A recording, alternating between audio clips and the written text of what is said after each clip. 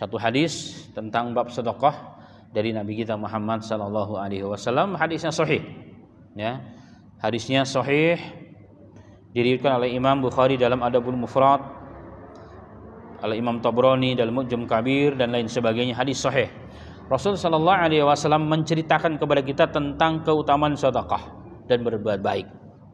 Sani'ul ma'rufi tuqiyu masari'ul su. Jadi orang yang berbuat baik, perbuatan baik kita, maksudnya gitu, perbuatan orang yang baik itu akan melindungi dari tempat-tempat atau dari kejadian yang buruk. Jadi orang berbuat baik, dengan berbuat baik itu sendiri melindungi kita dari hal-hal yang buruk, ya, yang akan terjadi kepada kita. Berarti bersedekahlah agar kita terlindung dari hal-hal yang buruk, begitu kurang lebihnya, ya. Wa sadaqatu tudfi'u ghadabi rabb. Dan bersedekah itu akan memadamkan kemarahan Allah Ta'ala. Jadi banyak bersedekah memadamkan murka Allah Subhanahu wa Ta'ala kepada kita. Nah, dari sini sebagian ulama memasukkan tentang sedekah ini sebagai salah satu amalan yang dapat menghantarkan pelakunya kepada husnul khatimah. Kata di Rasulullah mengatakan, jadi pelaku kebaikan di antaranya bersedekah melindungi orang dari hal-hal yang buruk, termasuk suhul khatimah, ya, termasuk suhul khatimah.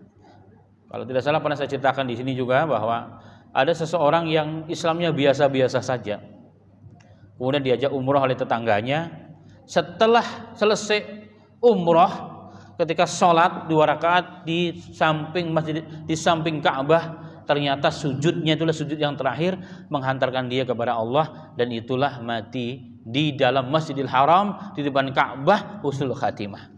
Tetangga tadi yang menghantar bingung, heran, kayaknya Islamnya biasa, kok bisa Allah muliakan dengan kemuliaan seperti ini? Itu orang Islam yang dimana setiap orang mengidam-idamkan bercita-cita supaya mati di depan masjid, di depan apa? Ka'bah Syarif. Setelah selesai umroh saja menghapuskan dosa, ya kan gitu. Menjadikan kita seperti orang baru lahir. Apalagi langsung meninggal di situ, berarti meninggalnya dalam kondisi apa? Suci dan bersih dari segala dosa-dosa. Maka penasaran tetangganya, balik ke rumah. Ditanyakan kepada karib kerabatnya, dikatakan, kok bisa orang itu seperti itu di akhir hayatnya husnul khatimah, begitu hebat, begitu mulia dia. Meninggal di sisi Allah, ya, di sisi rumah Allah.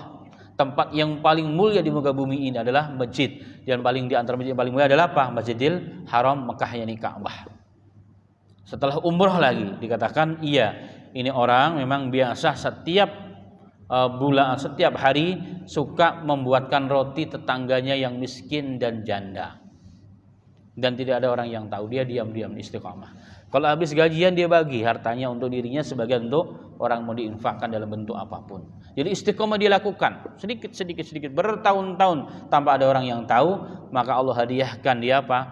Husnul khatimah di tempat di muka bumi yang paling mulia, di depan Masjidil Haram Mekah.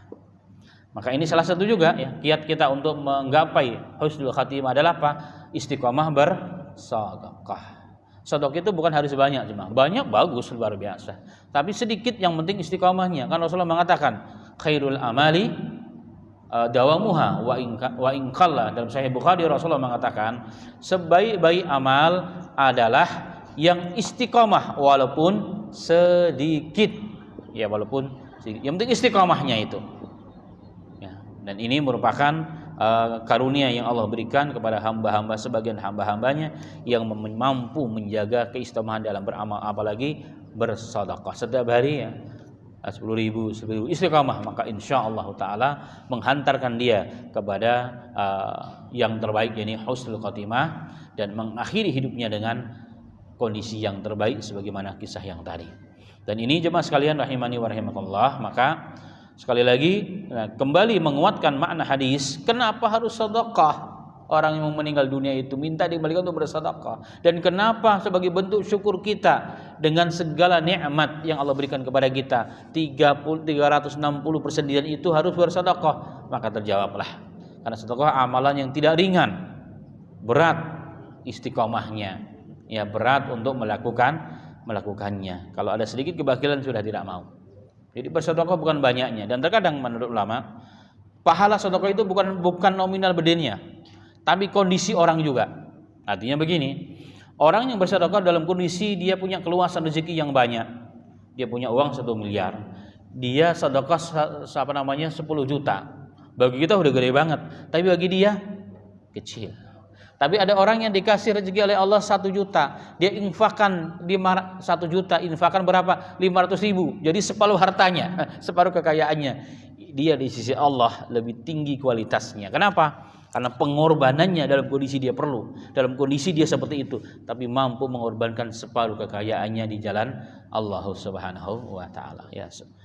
Jadi jangan dilihat nominalnya, tapi lihat keikhlasan dan kondisi kita. Ya, semoga Allah Subhanahu wa taala berikan taufik kepada kita semuanya untuk mengikuti arahan Nabi Muhammad sallallahu alaihi wasallam, petunjuk dan sunnah Nabi Muhammad sallallahu alaihi wasallam, istiqomah dalam bersedekah. Amin. Amin ya rabbal alamin.